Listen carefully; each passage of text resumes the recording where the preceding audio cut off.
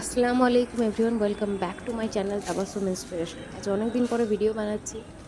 সবার আগে আমি আপনাদের আমার ছাদের অবস্থাটা দেখাই। আপনারা দেখে বুঝতেই পারছেন হয়তো দীর্ঘদিন গাছের কোনো যত্ন নেওয়া হয় না। তাই আজ আমি ঠিক করলাম প্রত্যেক দিন একটা একটা করে গাছের অবস্থাগুলো ঠিক করব। তো আজকে আমি এই ড্রাগন ফ্রুটের গাছটা দেখলাম যে প্রচণ্ড ঝড় বৃষ্টির কারণে আর কি গাছটা নুয়ে পড়েছে। তো সেটাকে ঠিক করব।